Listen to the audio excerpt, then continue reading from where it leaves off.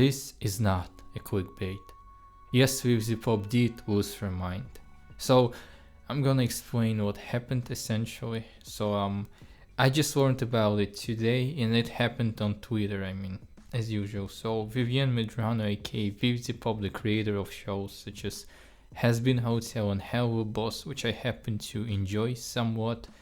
So on Twitter, she reposted a fan animation by a digital artist named Katya Sair, who is Russian and has a Russian flag on her Twitter name handle, whatever it's called. I'm not sure. I don't really use Twitter. So in her name, she has this Russian flag. She's from Russia, and you might be asking, don't be xenophobic. There is nothing wrong with being Russian, and I do agree. Yes, there is nothing wrong with being Russian. Being Russian is not a problem in this situation. The problem is what kind of a person this Katya Sair is.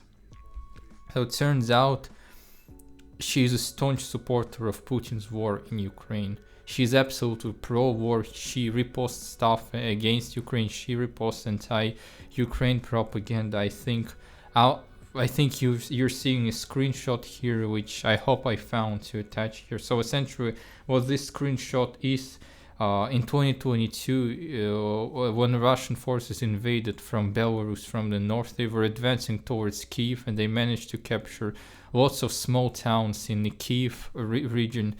And one of these small towns was named Bucha. So for a few weeks, the Bucha was completely occupied by the Russian forces. The Russians basically committed mass murder of civilians in Bucha. It was basically unprovoked, completely unjustifiable mass murder of civilians. The Russians would just tie the civilians up, tie their hands behind their backs, and then make them dig the holes, and then just essentially shoot them like the Nazi Einsatzgruppen or something like that. So this Katya Sair here reposts a propaganda post saying that it's actually Ukrainians themselves who committed this massacre. And it's widely known it is not true. Ukrainians did not fake this, did not do this. It was committed by the Russians, and all the evidence was gathered once the Russians left. But Katya Sair, she reposted this stuff saying it's Ukrainian fake or Ukrainians did it. And also, if you check her, page on Twitter, she reposts a lot of pro-Russia stuff, and it's completely terrible. Yeah, Russia is bad in this war, and it's a war. It's an imperialist. If you like such terminology, colonial war to reconquer Ukraine. Putin just wants to bring the Russian Empire back. This is really bad. And the fans of the show of Viviziepop from Ukraine and people who care about the situation, they began writing in the comment sections about Katya Sair saying the truth about her, that she's pro-Putin, pro-war, that she might be a good artist, but her political position is completely unacceptable. It's not up to debate. And the fans essentially began asking Viviziepop to, not to say anything, just to delete this repost or requote, whatever it's called on Twitter. I'm gonna call it repost. The fans began asking Viviziepop to delete this repost, and it was a very easy thing to just do that. Viviziepop could have just listened to fans, could have acknowledged the situation, that it's completely unethical to repost stuff from an artist who is so openly pro-fascist, colonialist, imperialist Russian war. She could have just done that, but instead Viviziepop didn't do anything about her repost. She kept it, and instead she began banning people. Ukrainian people who support Ukraine. She just began blocking their accounts. I understand when you block someone's account when they, post misinformation about you, when they try to piss you off, when they try to insult you in the comment section. If someone came to my comment section and began insulting me, throwing some misinformation about me, I would ban them in a heartbeat. In fact, under my last video, there was a comment that summed up my video using AI, just so that people wouldn't watch my video completely, just read the AI generated summary. And I had to delete that comment and ban that account. It happens sometimes. But these people didn't say anything against Viviziepop. They acknowledged that Viviziepop didn't check the Katya's page, that she just liked the animation and stuff and didn't have any malicious intentions. But instead, Viviziepop did not listen to anyone. She just got angry as usual and she just blocked everyone. I mean, that's what she essentially did. She completely refused to acknowledge that she made a mistake.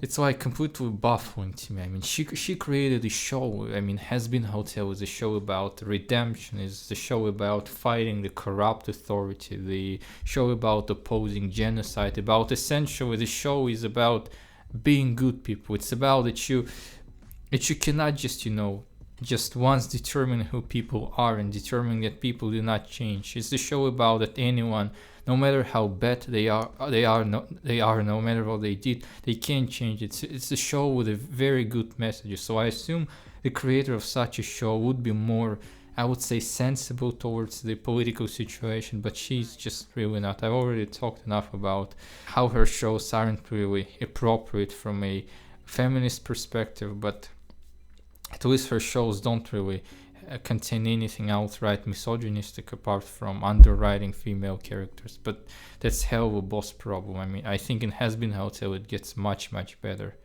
But this, I mean, I do understand that for her and for most of Americans, I mean, half of my viewers are from the United States. I do acknowledge that for you, the war in Ukraine is like, it does not concern you at all. It's like, I mean, I imagine that for you, Ukrainians fighting the Russians, it's like some strange Slavic people somewhere far away in Eastern Europe killing each other for some reason.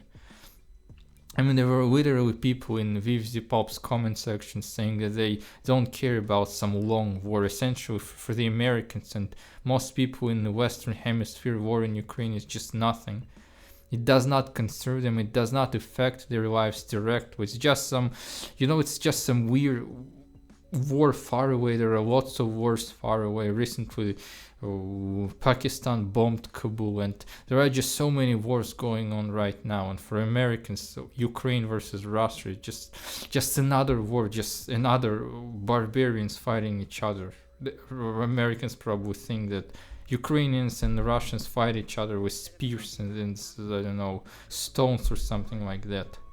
So for Viviziepop, for other Americans, it's essentially like that. But for people who are in post-Soviet countries, in Eastern Europe or in Ukraine, I mean, in very close proximity to Russia, this war is very important because, and also for those who are from Europe, this war is important because right now Ukraine essentially serves as a sort of defensive shield against the Russia. The only reason why Russia cannot attack any European country right now, I mean any NATO country right now, the only thing that protects countries like Poland, like Estonia, Latvia, Lithuania from the Russian aggression is that there are just too many Russian forces in Ukraine, and Putin just cannot start another war, cannot open another front in Europe because Putin just simply lacks military, lacks soldiers, lacks artillery, everything.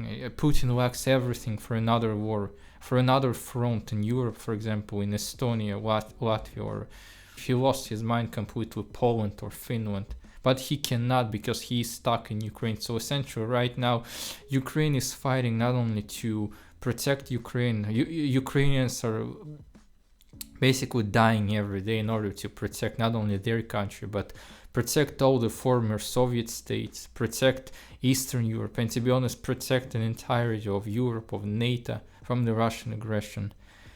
And you just need to educate yourself about things like that, acknowledge its importance. I mean, imagine if this artist had, I don't know, MAGA in her, nickname, or God forbid, Israeli flag, Viviziepop would have just nuked her because, you know, if there was an Israeli flag or MAGA, you know, in that nickname, she would never repost that. But since it's the Russian flag, that's completely okay. I mean, who cares? Russia, Ukraine, whatever, some Slavic degenerates killing each other. But again, Viviziepop did not acknowledge her mistake, although it was very easy. She just went, you know, banning people. It doesn't look good. I mean, I said a lot of things about Viviziepop, and frankly speaking, before that situation with the Russian artist, she didn't really do anything that deserves anyone's, you know, hate or anything. We could argue about Viviziepop's inability to write her characters, to write stories, but it's just an artistic debate, you know. It's up to debate, and, you know, nobody dies because some character is not well written. But this is a completely different situation. Reposting stuff from an artist who openly supports a fascist imperialist invasion. Imagine if she reposted stuff from a neo-Nazi, for example. Just imagine that. Imagine there is an artist who supports Hitler and draws swastika, and Viviziepop just reposts that artist's art and does not acknowledge that. So yeah, essentially that's the situation, and I don't really know what to say. We should talk about it more. We should talk about more, and this is the situation when you cannot really defend her, and yeah. So okay, anyway, thank you for listening to this rant. Hopefully you learned something new from this video, and see you again.